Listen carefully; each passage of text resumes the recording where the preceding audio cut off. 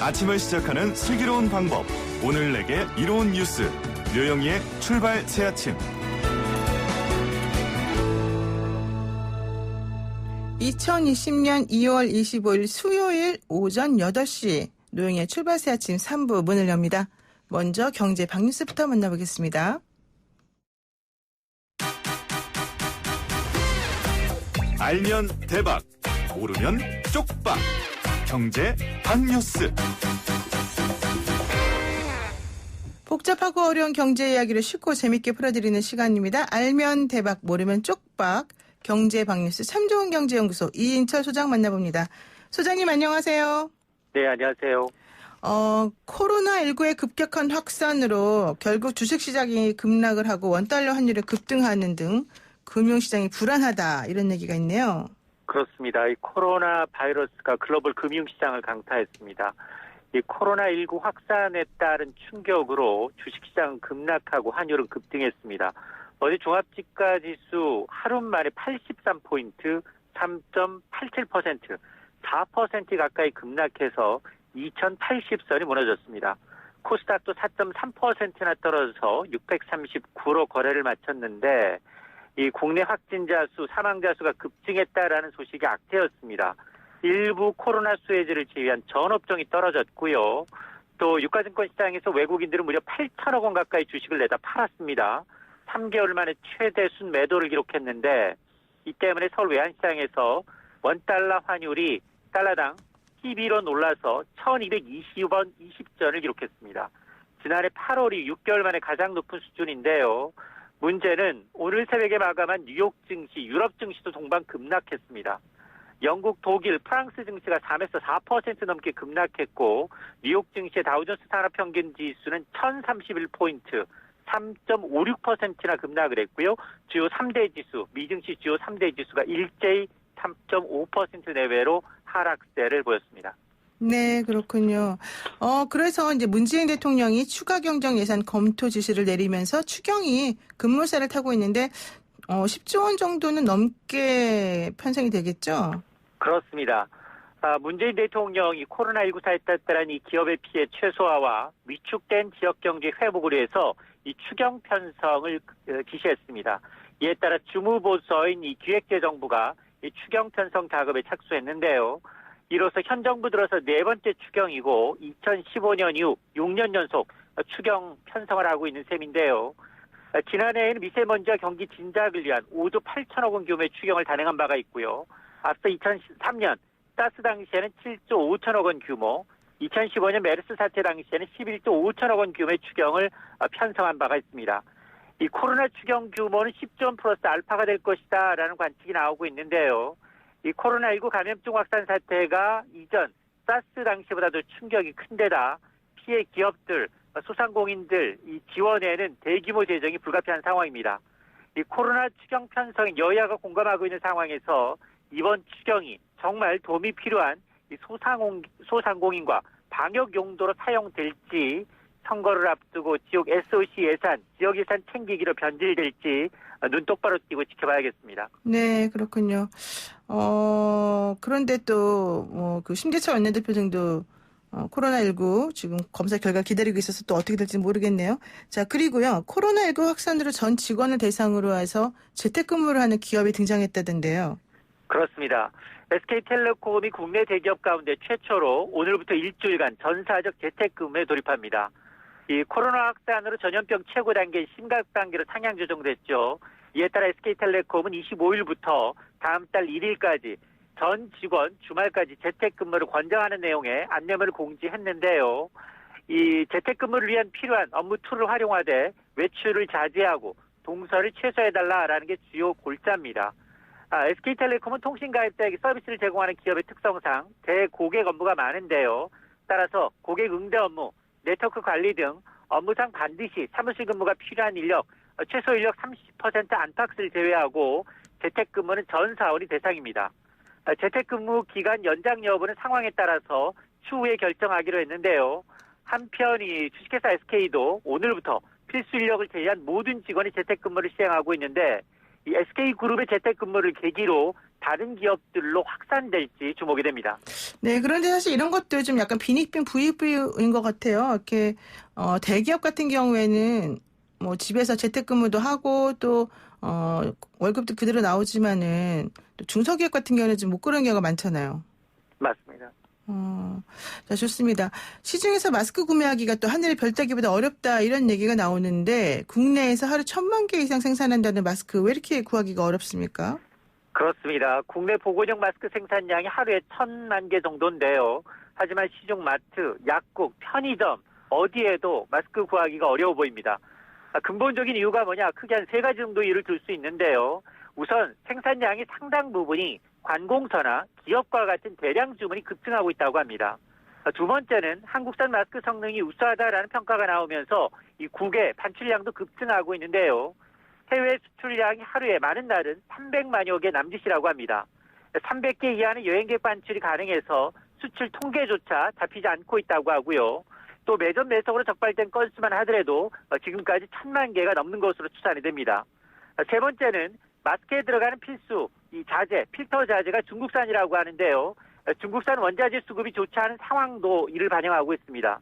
때문에 정부는 마스크 품귀 현상이 심해지자 수출량을 제한하고 생산량의 절반가량을 공적 유통망을 통해서 실수요자들에게 공급하겠다는 계획입니다. 네, 그렇군요. 오늘 말씀 여기까지 드릴게요. 일단 감사합니다. 네, 고맙습니다. 네, 지금까지 참 좋은 경제연구소 이인철 소장이었습니다. 그런데 마스크 얘기가 나와서 그런데요. 사실 약국에 없는 마스크가 중고나라에는 있다 이런 얘기가 있어요. 신종 코로나 바이러스 감염증 여파로 시중 약국에서 마스크 품귀 현상이 벌어졌는데 사람들이 마스크를 조금 싸게 일부러 공급을 해줬더니 그거를 도로 되팔면서 3배 이상 이득을 취하려고 하더라 이런 얘기인데 이런 식으로 매점 매석하시면 여러분들 안 될 것 같습니다. 법적으로 형사 제재도 가능한 상황이라는 거 잊지 마시고요. 예, 저희 앞으로도 계속해서 저희가 좀 신속하게 또 새로운 소식 들어오면 전해드리겠습니다.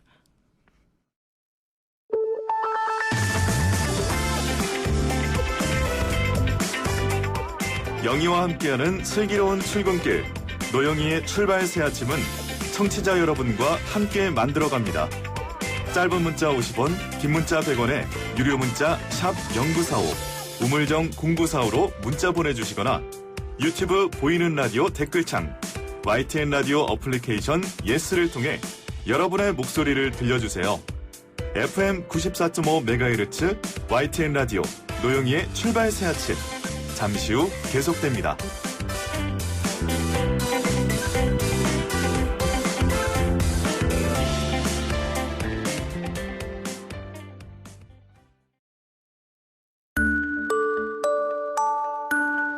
시사 인물 토크쇼 한 분만 판다.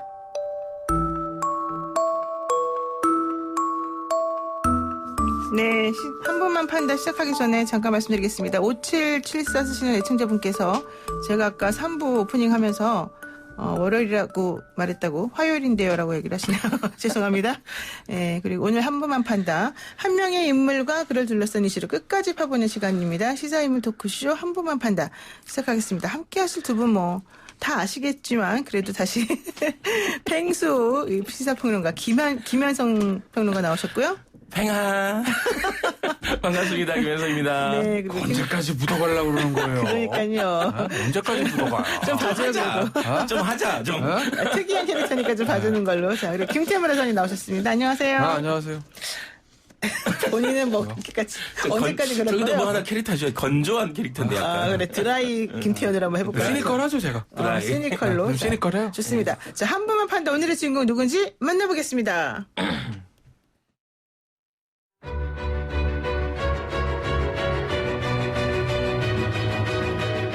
경기도 내에서 실내외 및 장소를 불문하고 14일간 신천지 교회 집회 금지를 명합니다. 이런 상황이 오래 지속될 수 있으니 장기전에 대비해야 한다는 의견입니다. 이것은 섣부르게 조기 종식이니 하는 낙관론을 꺼냈던 정부의 안이한 대응이 화를 키운 것입니다. 아직도 정부가 정신을 못 차렸습니다.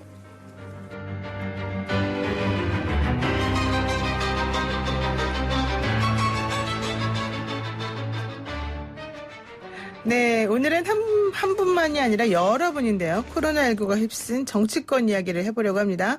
우선 방금 들으신 목소리는 이재명 경기도지사, 그리고 안철수 국민의당 대표, 심재철 미래통합당 원내대표였습니다. 코로나19의 타격을 정면으로 받으신 세 분들입니다.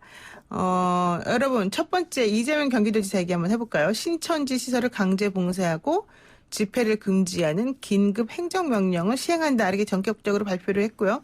신도 명단 공개도 요청하면서 신천지에 대한 전쟁 선포를 사실은 한 셈입니다. 이 어떻게 보시는지요?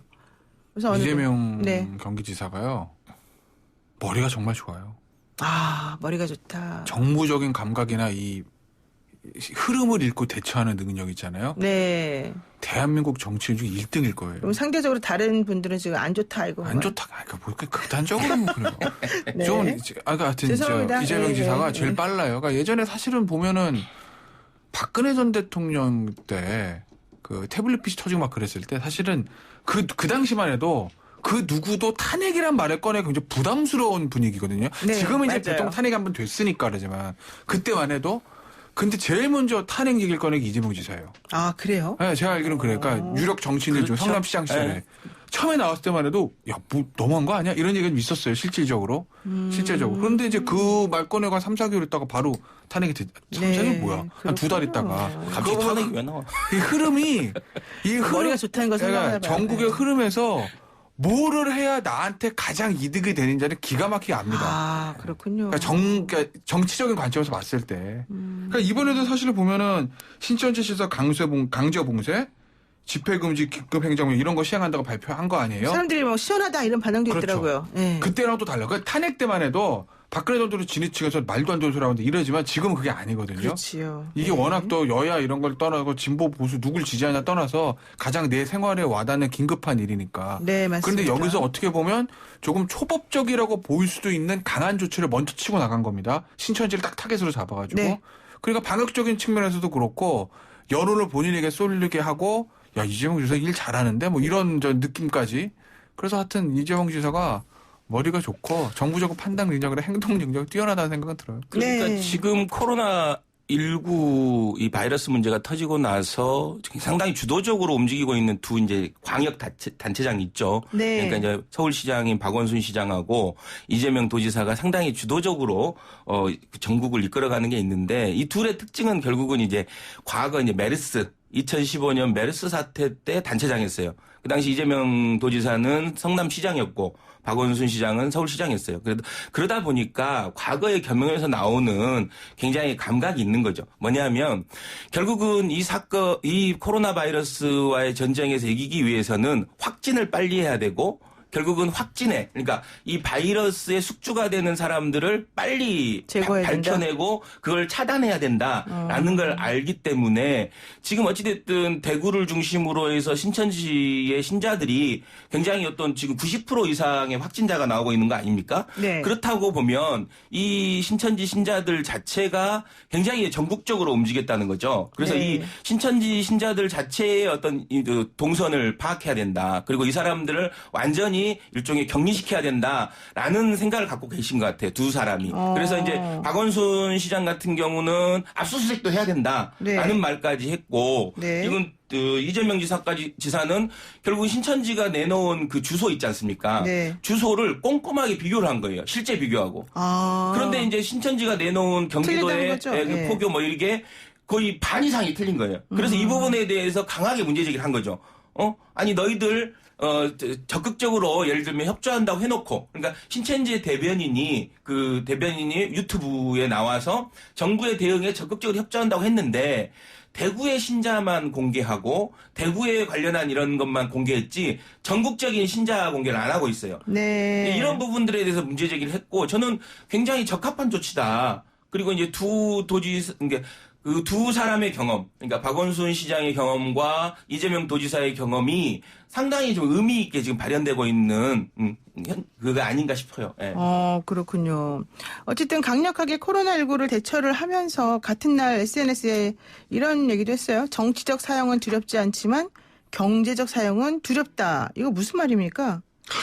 이거 진짜 어떻게 보면은 이거 무슨 사실 이재명 지사 입장에서 아니에요, 무슨 일은 지금 아닌데. 우리가. 예. 아니 이게 너무 뭐랄까 좀 와닿는다고 그래야 되나? 와닿아요? 그럴 수도 예. 있을 것 같다. 이거 왜냐면 뭐 이런 얘기예요. 그러니까 지금은 대법원 재판 앞두기잖아요. 네. 선거법. 네. 그 원심 확정되면 배지 날아가는 거예요. 그렇죠. 그죠? 네. 그럼 이제 정치적 사용은 뭐냐? 배지 날아가면은 지사 박탈되고 피선거권 제한되는 거. 그게 정치적 사용이라는 거예요. 그건 두렵지 않다. 살아가면 되니까. 네. 근데 이제 이재명 지사 입장에서 회복하니까. 보면 나는 생활일이다 이거예요. 가장이다. 그런데 이게 보세요. 지사직을 잃고 피선거권이 박탈되는 정치적 사용은 두렵지 않다. 그러나 이제 인생의 황혼역에서 경제적 사실은 사실 두렵다. 사용은. 전 재산을 다 내고도 한 생을 더 살며 벌어도 목탁 앞으로 엄청난 선거자금 반환 채무와 그로 인해 필연적인 실용부자 삶이 날 기다린다. 이게 재판에서 왜냐하면 이게 보면은 되면 공직선거법으로 배지가 날아가면 그렇죠. 선거를 잘못해가지고 이제 그 선거 자체에 문제가 있어가지고 이제 배지가 날아가는 거잖아요. 그렇죠. 박탈되는 거잖아요. 그러면 이제 선거 끝나면은 그 선거자 보존해 주잖아요. 그러면 국가 입장에서 보면 야 좀 쉽게 얘기해요. 부정선거인데 왜 국비가 들어가지? 그렇죠. 다시 토해내 이렇게 되는 거거든요. 네, 맞죠. 쉽게 말씀드리면 근데 네. 지역구 선거는요 한 평균 1억 5천 정도 돼요. 보전 금액이. 보전 금액이. 전체적으로. 네. 네. 근데 이재명 지사 정도 되면 네. 그래도 변호사 오래 했고 재산도 꽤 있어요. 주식 같은 거 많이 가지고 있더라고. 20억대 신고한 걸 알고 20억. 그러면은 되는 1억 5천 반환할 수 있을 거예요. 그러면 너무 지금 엄살을 생각해보자고. 피우는 거예요? 아니 근데 경기도지사 경기도지사는 40억 정도 돼요. 아. 보전 금액이. 네. 근데 40억 정도. 크잖아요. 광역이잖아요. 그럼 그렇죠. 그거를 뱉어내야 되는 거예요. 아, 그럼 현실적으로 그게 그럼 경제적 사항이라는 얘기가 그 얘기였어요. 네. 그렇죠. 본인의 전 재산 다 털어야 되고 빚까지 내야 된다. 근데 사실 이게 경기도지사가 이런 얘기하는 게 어떻게 좀 웃기기도 한데. 그래서 그랬구나. 강철 멘탈로 불리지만 나 역시 네. 부양할 가족을 둔 네. 소심한 가정이고 늙어가는 나약한 존재다. 아니, 그러니까 이게 아니 무슨 도지사 정도 돼서 그거 가지고라 이렇게 좀 해서 좀 야, 너무 소심한 거 아니야? 이렇게 비판할 수도 있는데 저도 한 가정의 가장으로서 돌아보면 뭐 와닿아요 좀. 아니 근데 좀 뭐 와닿게 아니 잠깐만요.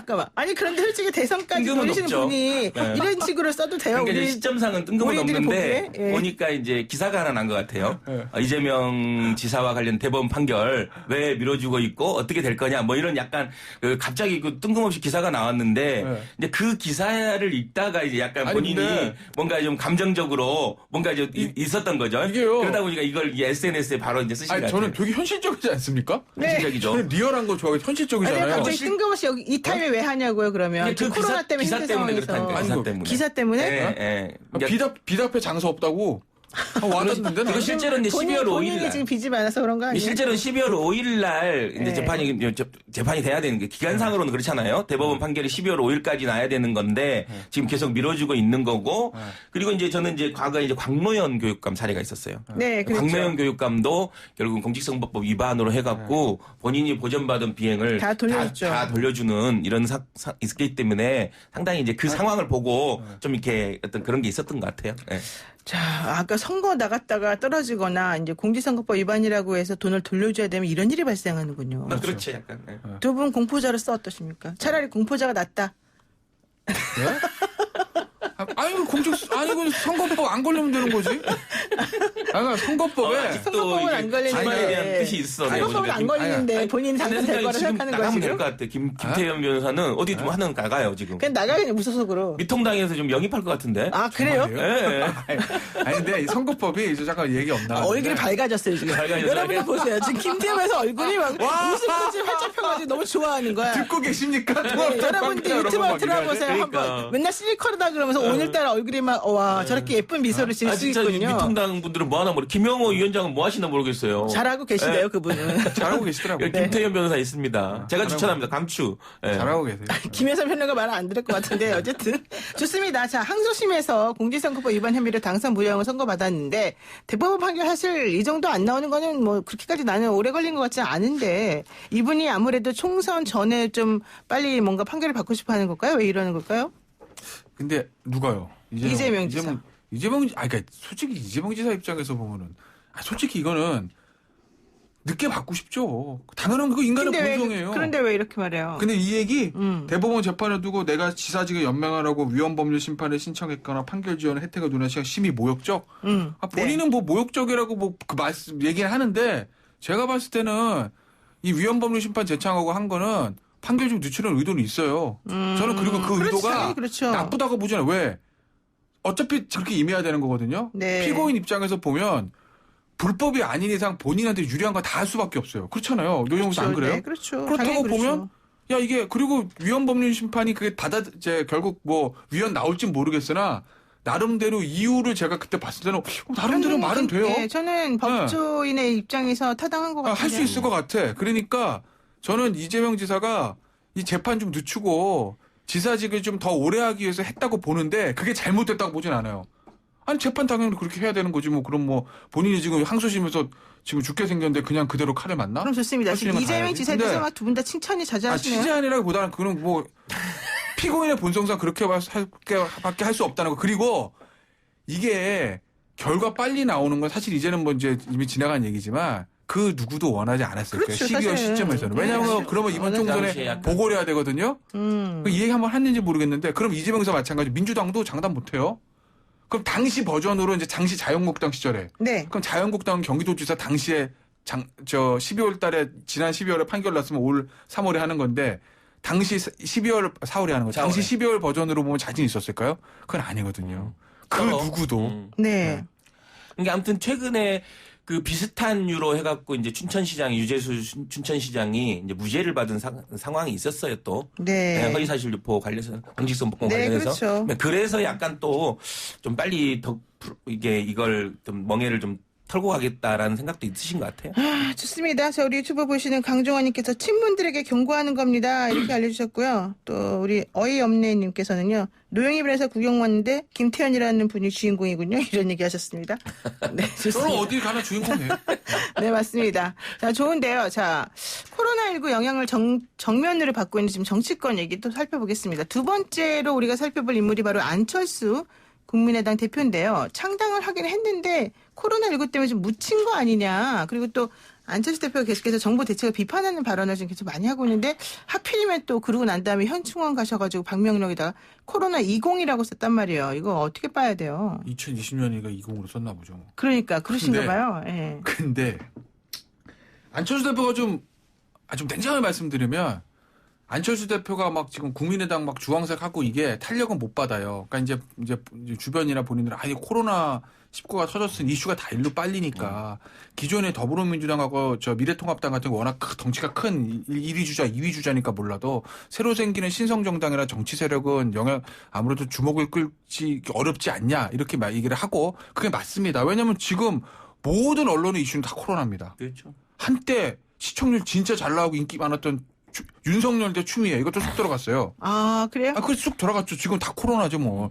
총선? 기사 아무것도 없습니다. 다 코로나예요. 굉장히 박스 기사로 작게 나오지. 그런데 글쎄 모르겠어요. 좀 시니컬하게 말씀드리면 또? 예. 어차피 안철수 전 대표의 국민의당 어차피 주목을 받기 쉽지 않았어요. 원래 네. 그렇다고요? 네, 원래 뭐 코로나 상관없이. 왜 그러냐. 이번 총선은 기본적으로 보수와 진보가 큰 덩어리로 다 결집하는 총선입니다. 네. 진보 진영 민주당, 미래통합당 출범했잖아요. 보수 지형은 다 글로 갑니다. 그런 상황이기 때문에 2016년처럼 뭐 제3의 당이 나와서 될 수 있는 판이 아닙니다. 이 판은. 그렇죠. 그리고 그때는 더군다나 호남이라는 확실한 지역 베이스가 있었는데 지금 지역 베이스도 없어요.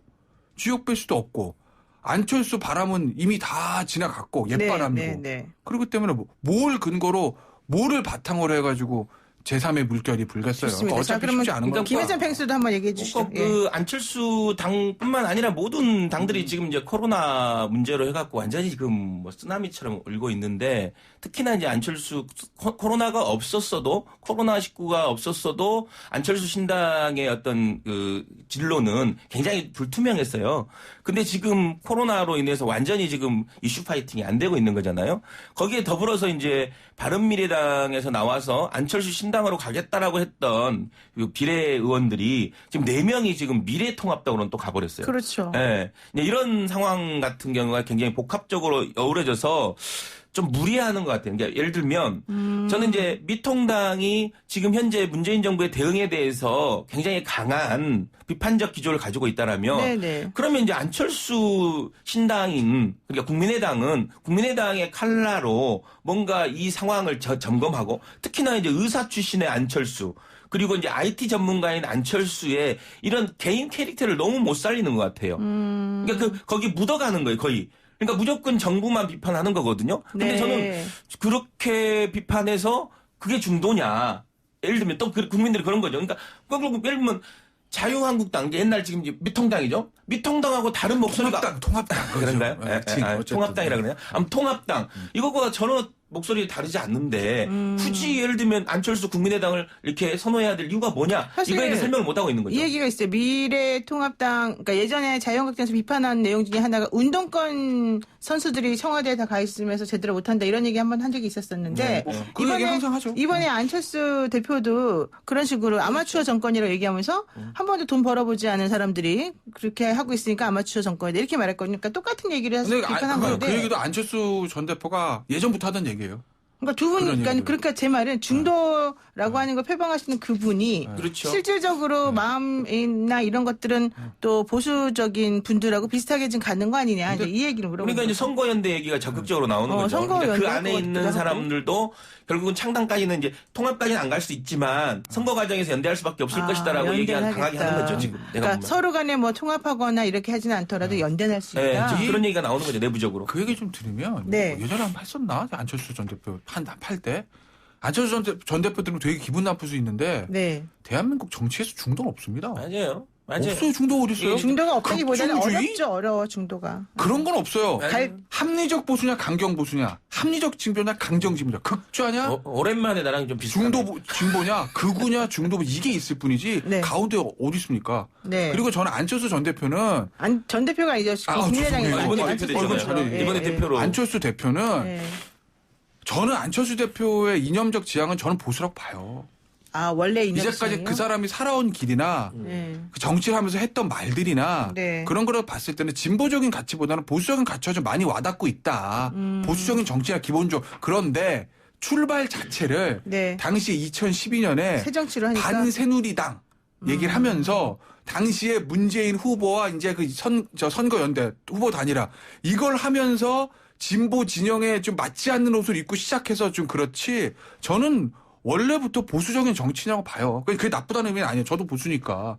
근데 이제 애초에 시작을 진보로 했기 때문에 갑자기 보수로 방향을 트는 게 쉽지는 않죠. 네. 그래서 지금 헤매고 있는 것 같아요, 저는. 그렇군요. 어떻게 뭐 더 덧붙일 말씀 있으세요, 비슷한 팽수님? 얘기예요. 그러니까 결국은 애매한 중도 노선이 안철수 후보를 지금 발목 잡고 있는 거다. 그러니까 본인 입장에서 가지고 있는 칼라는 그러니까 중도라고 했을 때는 어떤 의견의 중도를 내야 되는 거거든요. 정책적 중도를 내야 되는데 네. 지금 결국은 자꾸 예를 들어서 반문연대식의 이제 행보를 가지고 있는데 그럴 거면 이제 국민들은 그런 거죠. 너 그럴 거면 왜 거기서 있느냐? 그냥 통합당으로 가서 같이 있는 게 낫지 않느냐? 이렇게 생각하는 거죠. 그러면 이러면 통합당의 끄는 힘이 훨씬 더 커지는 거죠. 근데 본인이 만약에 이 상황에서 전혀 다른 예를 들면 의견을 내거나 네. 이 문제에 대해서 함께 풀어가자. 이번은 예를 들면 문재인 정부를 도와야 된다라고 스탠스를 취했었다라면 네. 조금 더 이제 바뀌었구나. 안철수 달라졌네라고 국민들이 생각할 수 있을 텐데 지금 행보는 굉장히 안타까운 행보죠. 제가 봤을 때는. 그렇게 그냥 묻어가는 좀 거예요. 감이 없는 거예요, 그럼? 감이 없는 거죠. 제가 봤을 때는. 근데 이제 모르겠어요. 이제 오늘 아침 조간신문 보면 안철수 대표는 독자 노선 주장을 이어간다고 나오는데 김용호 공관위장 사실 실질적으로 지금 통합당의 비대위원장입니다. 저는 그렇게 봐요. 그렇죠. 실질적인 비대위원장인 김용호 공관위원장이 안철수 대표 만나겠다는 거거든요. 그러니까 아직까지 끊어진 건 아닌데 뭐 보시죠. 평화어 감사도 제 싫다면 안 하는 거예요. 그러니까 아니, 근데 솔직히 싫을까요? 아니면 싫다고 말해놔서 그냥 끝까지 가는 걸까요? 그러니까 안철수 대표의 캐릭터상 한 번 방향을 전해놓기 때문에 틀기가 쉽지 않은 사람인 것 같아요. 그렇죠. 원래 조금 진짜 뭔가 이렇게 소신이 유연성이라기보다는 있으시긴 하죠. 네? 네, 소신. 그 소신이라고 봐야 되는지 모르겠으나 그러니까 지금도 아예 방법이 없는 게 아니라 네. 예를 들면 안철수 국민의당이 내는 지역구에 유력한 사람들 지역구에는 통합당이 후보를 내지 않고 예를 들면 통합당이 내는 국민의당이 후보를 내지 않는 이 선거연대가 가능하다니까요. 그렇기 때문에 김용호 위원장이 만나는 거예요. 제가 봤을 때는. 사실은 선거연대라는 게 저는 사실은 흡수되는 게 맞지. 선거연대 솔직히 말씀드리면 네. 안철수 대표 쪽에 선거연대 할 만한 사람이 있습니까? 아유, 왜 그러세요? 누구? 에이. 아, 진짜. 이태규 의원도 있고, 뭐, 훌륭한 분이 많잖아요. 그래봐야 몇 석인데, 예를 들면 그냥 같이 안철수 대표가 필요한 거지. 그 브랜드가 필요한 거지, 굳이. 그러니까 군대로 말하면 안철수 장군이 필요한 거지. 그 밑에 휘하부대 누구 있는데요? 그렇군요. 선거연대가 지역이 몇 개 나올까요? 그렇더라도 한 10석 정도는 줘야죠. 10석이나 줘요? 거의 당인데, 그래도. 10석이요? 그러면은 안 대표도 본인도 뭘 받아야 하나? 지역구로 나가요? 아니면 비례로 받아요? 아니죠. 지금 상황에서는 지역구 안 나갔다 했기 때문에. 그렇죠. 불출마 공동 선언했어요. 선대위원장이든 뭐 선대위원장을 해야죠. 아까 선대위원장 하는데 불출마 선언했잖아요. 그렇죠. 만약에 그래서 불출마했다. 그럼 본인은 또 원외가 되는 건데. 그러면 영향력이 없을 거 아니에요?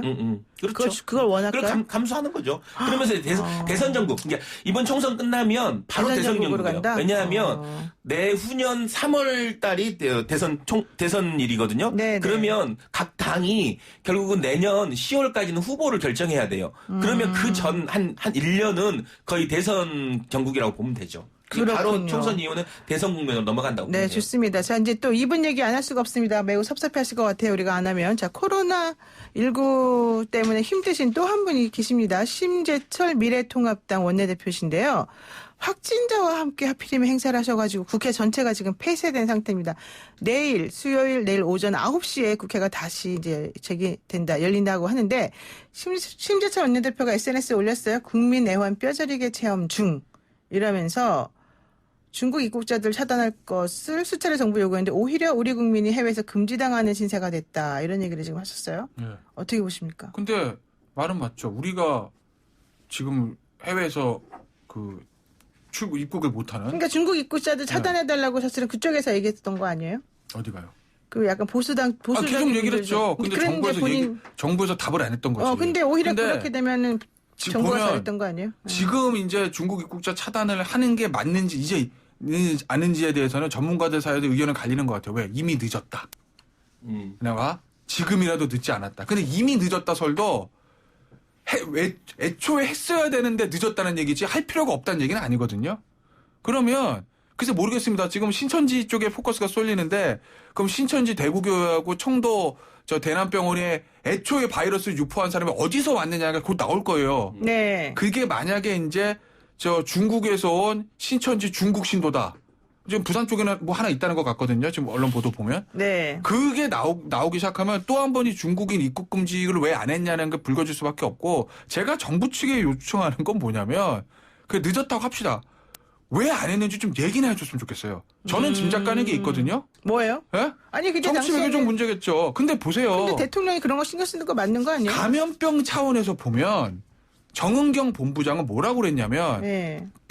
감염 예방 차원에서 보면 감염원을 차단하는 게 맞다는 얘기했습니다. 그러면 중국 막는 게 감염병 예방 확산 차원에서는 맞다는 얘기예요. 실무가 입장에서 보면. 근데 그 윗선에서 정치 아마 외교 경제적 문제로 안 했던 것 같은데 그걸 우리가 그렇게 짐작을 할 뿐이지 정부 당국자에서 구체적으로 그게 나온 적은 없어요. 네. 원래 그런 얘기 하는 거 아니잖아요. 정치도 고려했습니다. 이렇게 말하나요? 그냥? 그리고 이제 저는 이 문제는 지금 뭐 당장에 막 이게 그거 옳았냐 그렇냐 이런 얘기보다는 이게 실효적이냐를 봐야죠. 근데 예를 들면 지금 신천지 이렇게 확산되기 전에 한 30번 확진자까지 나올 때 중국 강범원으로 된 사람이 한두 명밖에 없어요. 네. 그러니까 나머지는 다 이제 이 안에서 이게 전달된 거고 이제 그런 합리적인 판단을 하고 보면 굳이 한 명 정도의 그런 어떤 사람 때문에 전체적인 어떤 중국인들을 입국하는 걸 금지하는 게 맞느냐. 이게 그런 판단이 필요한 거죠. 그래서 저는 그건 이제 정부가 그렇게 판단한 거고 그리고 다른 나라들 그러니까 예를 들면 대부분 중국을 입국을 금지한 나라들은 다 이게 잘 못 사는 나라였어요. 그러니까 감염병과 관련된 예방 체계가 잘 갖춰지지 않은 나라가 러시아, 미국도 이제 그거에 대해서 그건 이제 미국은 중국과의 특수한 관계 때문에 그렇죠. 중국과의 그러면 예를 들면 미국의 독감이 2만 명에서 죽으니까 그럼 미국이 입국 금지해야 됩니까? 그건 아니잖아요. 이게 합리적으로 판단하는 거예요. 이 부분은 그렇기 때문에 저는 이 부분에 대해서 지금 와서 그것 때문에 이게 문제다. 신천지 이것도 확진되는 게 중국인 입국 금지를 안 했기 때문에 문제. 지금 대구 시장도 약간 그런 식으로 뉘앙스로 얘기하는데 그건 진짜 잘못된 얘기죠. 저는 네. 좀 제가 억측을 하나 하면 그러니까 이게 추정이에요. 네. 대통령이 얼마 전에 공교롭게도 대구가 터진 날이에요. 터진 날 공교롭게도 나는 같은 나이일 겁니다. 시진핑 주석하고 통화했을 때 중국의 어려움이 우리의 어려움이다. 뭐 이 얘기를 했습니다. 시진핑이 이제 올 거니까 뭐 어찌 됐건 예의상 간에. 했겠죠. 뭐 어찌 됐건 간에. 뭐 아직 날짜가 확정된 건 아니고. 네. 근데 저 이런 생각을 해봤어요. 만약에 이게 시장은 우한 폐렴이잖아요. 네. 이게 나고야 폐렴이었으면 어땠을까? 그러니까 아베 총리한테 전화해가지고 일본의 어려움이 우리의 어려움을 그렇게 얘기하셨을까? 그렇게 하지 않았을까요? 그냥 생각을 한번 해본 거예요, 저는. 네. 이게 참 그러니까 이 문제는 근데 왜 얘기가 그렇게까지 도움이 갈까요? 안 이 돼요. 문제는 이 아니요. 사건의 해결에 도움이 안 이 되는 문제- 쓸데없는 추측이에요. 제가 아니죠. 봤을 때는. 이 문제는 변호사님 왜 그러세요? 잠깐만, 사드 얘기 좀 아니요. 들어봅시다. 분이. 사드 때부터 펭수님 얘기 좀 들어봅시다. 예. 사드 때부터 시작해서 대통령이 중국 가서 큰 나라 중국의 옆에 있는 작은 나라 한국의 중국몽을 같이 꾸고 싶었다 시작해서 어쨌든 지금 우리나라와 중국과 이 외교 문제들 있잖아요. 사실 중국이 행패 많이 부립니다. 행패 많이 부려요.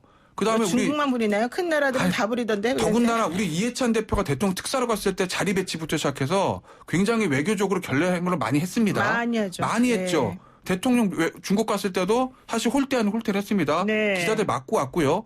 그때부터 우리 당국은 중국에 대해서 뭐 하나 제대로 항의한 적이 없어요. 그 흐름이 지금까지 이어지는 거예요. 그런데 중국에서 감염병이 터졌는데 우리는 중국인이 입국 금지도 안 하고 그냥 가만히 아무 항의도 안 하고 있고 중국의 어려움은 우리는 어려움이라는데 중국은 한국인 입국 차단한답니다. 지금부터. 이거 뭐죠?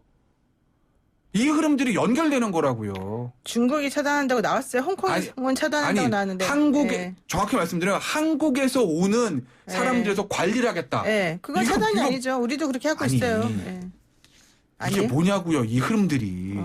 아니 이게 이 문제는 네. 감정적으로 대응할 게 아니라 네. 굉장히 냉정하고 이성적으로 대응을 해야 돼요. 그러니까 예를 들면 이거가 관련돼서 이제 외교적 문제도 있는 거고 여러 가지 복합적으로 있는 문제인데 그것을 직자적으로 뭐 네가 이렇게 했기 때문에 우리가 이렇게 한다 이런 건 아니지 않습니까? 그럼 그래서 저는 그 부분에 대해서 굉장히 좀 실리적인 차원에서 고민해야 된다라고 보는 거죠. 솔직히 얘기하시라고요. 중국은 같이 꺼야 되니까 못 한다고. 감염은 차단.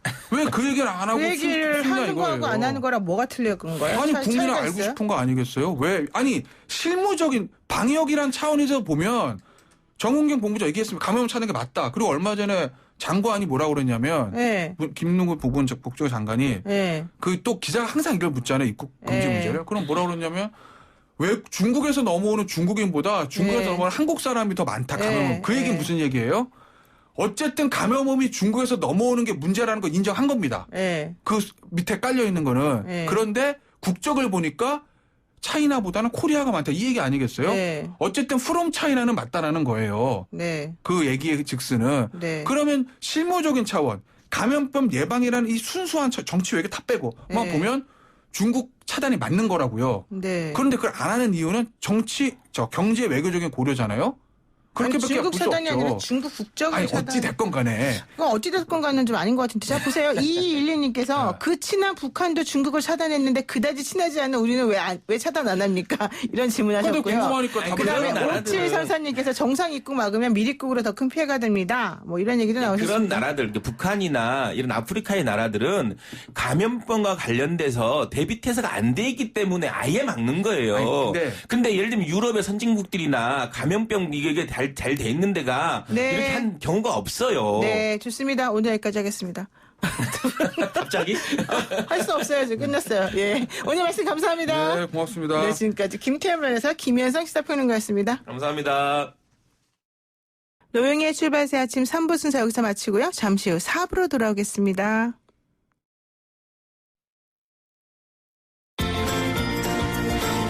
아침을 시작하는 슬기로운 방법.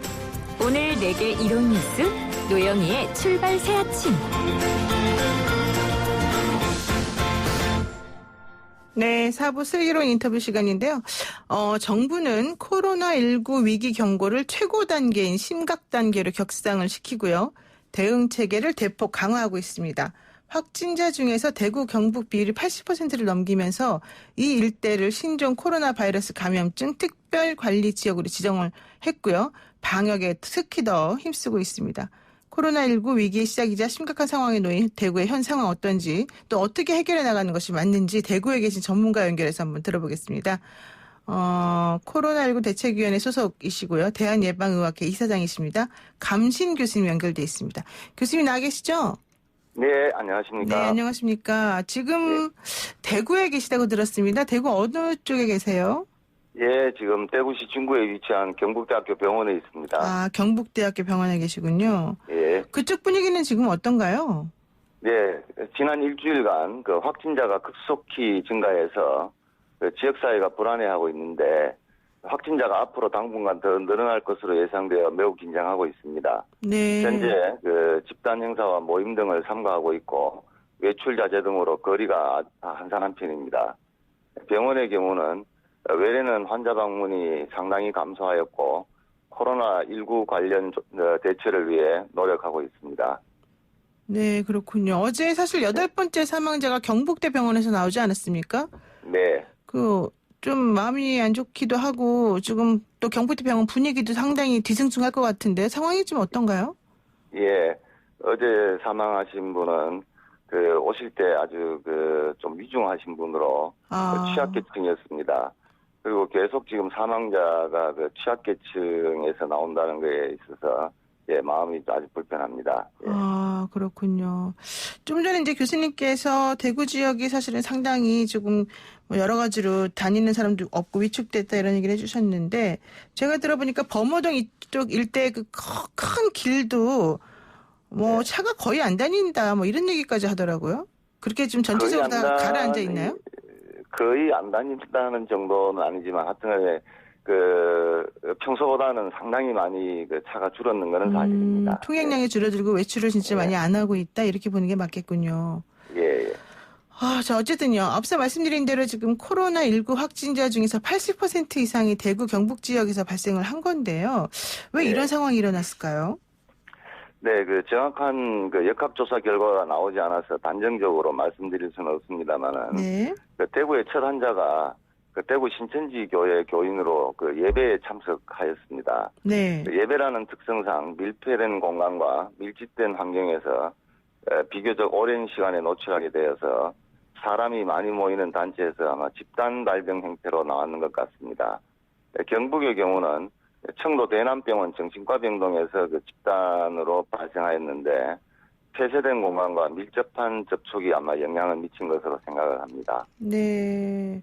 지금 어쨌든 정부에서는 지금 이 상황에 대해서 심각하게 바라보면서 결국 대구를 막지 못하면은 전국적으로 더 큰 확산이 일어날 수 있다 이렇게 보는 것 같습니다. 어떤 조치를 대구에 지금 취하고 있다고 볼 수 있을까요? 예, 그 지역사회에 있을 환자를 빨리 발견하여 조치함으로써 전파를 방지하는 데 노력하고 있으며 그 중증질환으로 가는 것을 막고 있습니다. 중증질환 환자의 경우는 적절히 치료함으로써 피해를 최소화하는 데 노력을 하고 있습니다. 네. 예, 그 선별 검사소를 강화해서 환자 발견을 조기에 하고 있으며 그 음압 병상이 지금 부족하므로 네. 각종 그 가용 병상을 확보하였고 추가로 확보할 예정입니다. 또한 그 시민을 보호하기 위해서 예방 행동 수칙을 홍보하고 지키도록 하고 있으며 집단 행사를 삼가고 모임과 외출 자제 등을 요청하고 있습니다. 네, 그렇군요. 지금 이제 어쨌든 그런 식으로 좀 불안감이 커지니까 대구를 봉쇄해야 된다 뭐 이런 얘기도 등장하는 것 같은데 이런 움직임에 대해서 대구 시민들 입장에서는 매우 기분이 안 좋을 것 같아요. 맞습니다. 예. 봉쇄 이런 이야기가 공식적으로는 아닙니다만 나오고 있습니다. 이런 것은 그 시민과 국민의 불안과 공포를 조장하여 동요하게 만들게 되는데요. 네. 이렇게 되면 상황 해결이 더 어렵게 됩니다. 따라서 그 한 지역의 문제만으로 볼 것이 아니라 네. 모두가 관심을 가지고 격려와 지원을 하는 것이 문제 해결에 도움이 될 것으로 생각합니다. 지금 대구 경북 지역에 아까 이제 음압병상이 모자란다 이렇게 말씀을 하셨는데요. 예. 그 이외에 나머지 의료시설 같은 경우는 좀 충분하다고 볼 수 있습니까? 의료시설 자체는 부족한 건 없습니다만, 코로나19로 인해가지고, 응급실이라든지 다른 것에 좀 피해를 볼 수가 있어서, 다른 시설도 지금 의료 공백이 생기지 않도록 최선을 다하고 있습니다. 네. 지금 현재 대구 경북 지역 의료시설은 지금 어느 정도는 확보되어 있다 이런 얘기를 해주셨는데 그렇다면은 대구에서 가장 시급히 필요한 게 뭘까요, 현재? 예, 코로나19 감염 중증 환자를 적절히 치료할 수 있는 전용 음압병실이 가장 필요합니다. 근데 전용 음압병실은 지금 당장 만들 수 있는 것은 아닙니다. 그렇죠. 이에 따라서 그 중환자실 등에 병상을 격리하는 차단 장치를 하고 이동 음압기를 설치하는 등 그 중증 환자 치료에 대비하고 있습니다.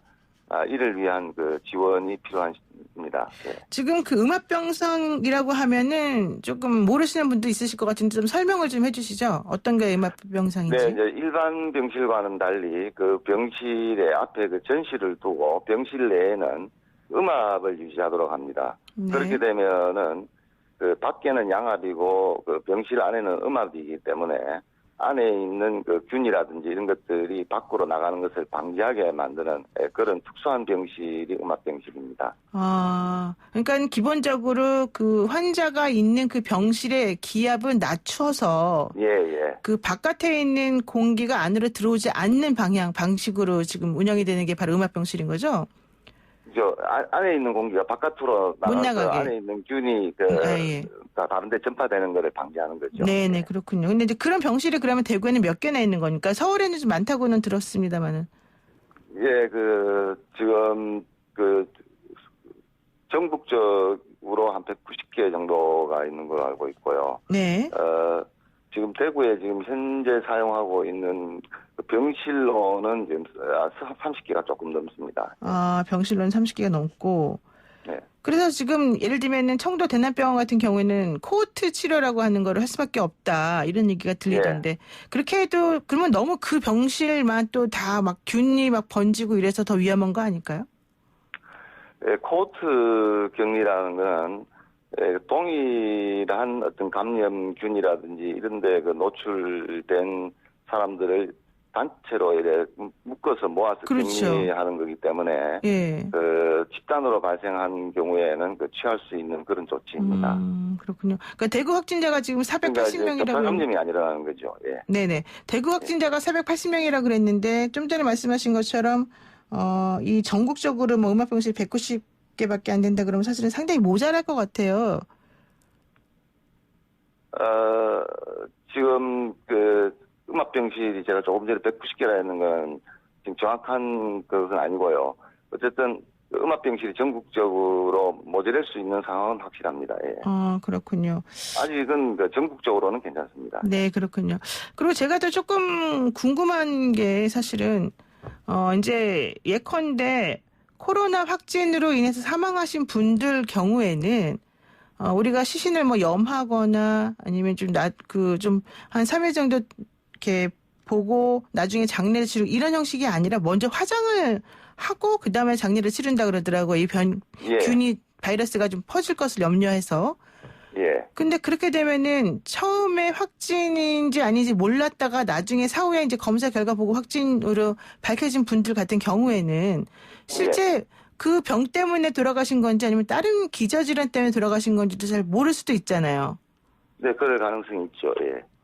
그럼 지금 대구에서 지금 사망자 나오신 분들의 경우에도 그런 식으로 화장이나 이런 걸 먼저 하고 그리고 난 다음에 장례를 치르는 경우라면 이런 경우에 사실은 어떤 식으로 대처해야 될지도 조금 애매할 수가 있을 것 같은데요. 네, 지금 그런 사례가 경북에서 한 사례가 나왔는 거 있고요. 네. 대구의 경우에는 이미 질병이 있는 경과가 있었고 코로나 19를 확진한 상태에서 사망하셨기 때문에 대구의 경우에는 그런 경우는 없고 그런 거 없이 경주에서와 같이 사망하신 분의 경우에는 그런 애매한 상황이 있을 수 있습니다. 네, 그렇군요. 어쨌든 대구 경북 지역을 중심으로 확진자가 급속도로 퍼지니까 결국 청와대가 이제 위기 단계를 심각으로 지금 격상을 시켰어요. 물론 이게 빠르냐 느리냐 잘했냐 못했냐 말도 많긴 하지만 어쨌든 심각 상태로 위기 단계를 최상급으로 올렸는데 이렇게 되면은 실제 어떤 조치를 취하게 됩니까? 네, 경계 단계에서 심각 단계로 격상되었기 때문에 전국적 확산에 대비한 대응을 하게 됩니다. 네. 확진자 발견과 접촉자 격리 등 차단에 중점을 두는 봉쇄 전략 중심에서 지역사회 확산을 지연시키고 코로나19로 감염으로 인한 건강 피해를 최소화하는 전략을 중시하게 됩니다. 이 과정에서 그 코로나19로 인한 건강 피해는 면역 기능과 신체 기능이 저하되어 있는 노인과 취약계층, 기저질환을 가진 환자에게서 크므로 이들에 대해 각별한 관심을 가져야 하겠습니다. 그렇군요. 어쨌든 모든 상황이 다 잘 통제됐다고 가정을 하게 되면 이 코로나19 사태가 어느 정도 후에 마무리가 될까요? 네, 지금까지 발생한 확진자와 진단 검사 중인 유증상자에 의한 감염은 있을 수 있습니다. 그런데 이제 모든 것을 잘 통제했다는 가정하에 네. 이후 추가 감염을 막을 수만 있다면은 확진자가 발생하지 않는 것은 아마 한 달 정도 걸릴 것으로 예상이 되고요. 네. 그다음에 이제 바이러스 종료 시점은 확진자가 한 명도 나오지 않은 시점에서 한 달이 지나야 하기 때문에 아마 확실한 마무리 시점은 모든 것을 통제를 잘 했다고 가능했을 때 2달은 걸릴 것으로 생각합니다. 그러니까 지금부터 한 달 정도가 이제 고비이고 한 2달 정도 되면 좀 끝나지 않을까. 이제 전체적으로 통제가 잘 됐다고 전제한다면. 예, 통제가 잘 됐다는 가정하에 그렇습니다. 그렇군요. 그럼 결과적으로는 이 베스트 시나리오를 달성하기 위해서 우리 국민들이 할 수 있는 게 뭘까요? 환자에 대한 조기 발견에 의한 전파 방지가 굉장히 중요하기 때문에 네. 의심 증상이라든지 뭐 이런 게 있을 때는 우리 정부에서 홍보하고 있는 예방 행동 수칙에 따라서 12339나 관할 보건소에 연락을 해서 안내를 받으시는 게 좋겠고요. 그다음에 이제 개인 위생 철저와 외출 등 이동 제한을 하고 사회적 거리두기 등을 함으로써 자신과 남을 보호하는 것이 필요하다고 생각을 합니다. 네. 자, 끝으로 이제 대구 경북 지역의 코로나19 잠식을 위해서 특히 대구 경북 지역에 계시는 시민들이나 국민들에게 좀 한 말씀 해주신다면? 예. 이 감염병이 새로운 감염병이고 그리고 아직 백신과 구체적인 치료제가 개발돼서 불안하긴 합니다만은 불안을 넘어서는 과도한 공포는 해결이 어렵기 때문에 정확한 정보를 접하셔서 질병을 정확하게 이해하시는 게 중요할 것 같고요. 네. 감염병의 경우는 질병 자체에 대한 대응도 중요합니다만 우리 사회의 서로에 대한 배려와 사회적 결속 또한 매우 중요해서 이를 노력을 해야 될 것 같습니다. 네. 불안이나 공포, 근거 없는 불안 공포에 휩싸이지 말고 좀 믿음을 가지고 우리가 좀 남을 배려하면서 개인 위생도 잘 철저히 하고 해서 극복하자 이런 얘기시네요. 예. 예, 알겠습니다. 고맙습니다. 오늘 말씀 여기까지 듣겠습니다. 네. 네, 고맙습니다. 지금까지 범학계 코로나19 대책위원회 소속이시자 대한예방의학회 이사장이신 감신 교수님과 이야기 나눴습니다.